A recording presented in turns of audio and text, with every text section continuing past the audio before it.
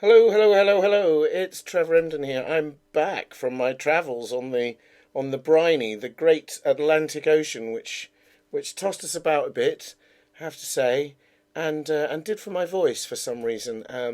So forgive me if I'm a little bit croaky today. We had a great time despite all of that, and it's good to be back. So all of the above.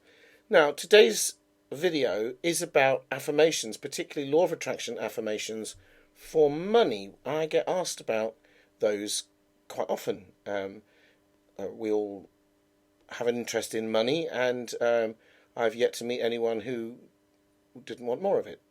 Even rich people generally want more of it, or at least to keep what they've got. The question, in a sense, is not about the money. It's about the affirmations. It's about what you believe about the affirmations. Because here's the problem with affirmations that I come across so many times when trying to teach this to people. They don't believe themselves. And I have to be honest here and say I was the first person not to believe myself, not in the world, but in my world. And I remember Tony Robbins teaching it very well. He would say, standing in a bed of nettles, saying, "There are no weeds in my garden, there are no weeds in my garden, there are no weeds in my garden," is the beginning of delusion. That's true. So the question then becomes, if you're saying to yourself, "I'm rich, I'm financially free, I'm wealthy," not whether you believe the affirmation, but whether you believe in affirmations. Do you believe in belief?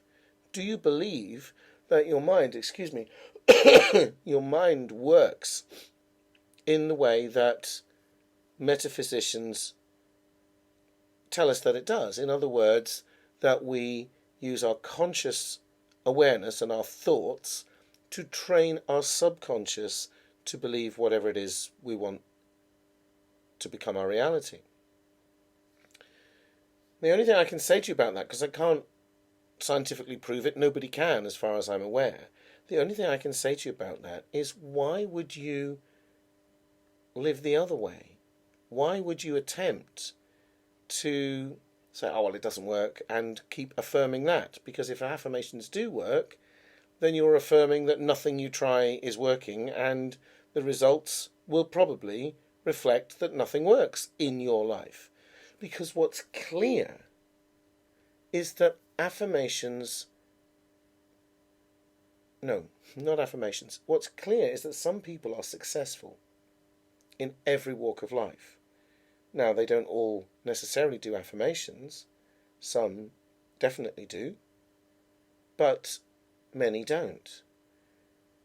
But they will all have positive mindsets. They will be saying, "I can do this," in some way to themselves. "I can have that. I can achieve this." They will. So, and if you know anyone who's very successful in any walk of life, I challenge you, go and interview them. Go and ask them on a day-to-day basis. When you get up every day and you've got some big challenge ahead of you and you don't know how you're going to make it, what do you say to yourself? Go ask them. If you can, record the interviews, put them up on Facebook, send them to me. We'll distribute them, because you'll get some very, very interesting answers there. So, before I fade away completely, I wanted to share with you an affirmation that I found while I was away on the cruise, and there was a library there, and I picked a book up, and it had an essay by Joseph Murphy in it. Now, Joseph Murphy is worth checking out on Amazon. I think he died in 1981, and he was born in 1898. Irish gentleman who became a sort of spiritual minister, I believe, in his life. I'm not au fait with his biography in detail, but he wrote a lot of really good stuff. Now, this comes from an essay that he wrote and published in 1955, which was called "How to Attract Money." So I thought you might like to hear it. It is therefore in slightly in the language of that time, So I'll read it to you and then I'll just make a comment or two about it. So the affirmation goes like this: God is the source of my supply. All my financial and other needs are met at every moment of time and point of space. There is always a divine surplus. Isn't that great? I'll read it one more time. God is the source of my supply. All my financial and other needs are met at every moment of time and point of space. There is always a divine surplus. Now, I really like that, and I'm aware that God is mentioned in that. If you find that difficult, if you don't like the term God, just put nature or the universe is the source of my supply. It's the same thing. I'm confident that Joseph Murphy did not mean the biblical God who giveth and taketh away and who punisheth when people don't follow the rules. That's not the God that I'm sure Murphy is referring to there. Now, we could obviously get into a deep discussion here, but I hope that affirmation helps. Feel free to write it down, learn it, and use it. Just keep teaching your subconscious. The other thing to say quickly about affirmations before I go is consistency is important. That doesn't mean you should say the same thing over and over again, but the consistency of the message that you're successful, you're financially free, you're a rich person, you're wealthy, as long as it's a consistent message. Because you'll find that far too many people are giving themselves consistent messages about what they can't do and what's not given to them. And as only the lucky ones get that, and he or she was born with a silver spoon in their mouth, and all that kind of stuff. It's nonsense.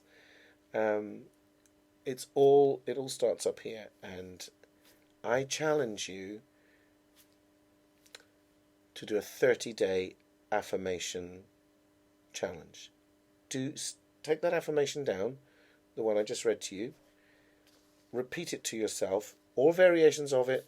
You don't have to learn it word for word, although it might be a good idea if you do. God is the source of my supply. All my financial and other needs are met at every moment of time and point of space. There is always a divine surplus. I love that. There's always a surplus. There's always plenty left over. And that's true. Just look around you. Look at the world. We've got an apple tree in our garden. It was tiny little, much bigger than a twig once upon a time, and now it's got branches and leaves, and every September it produces fruit. And where's all that come from?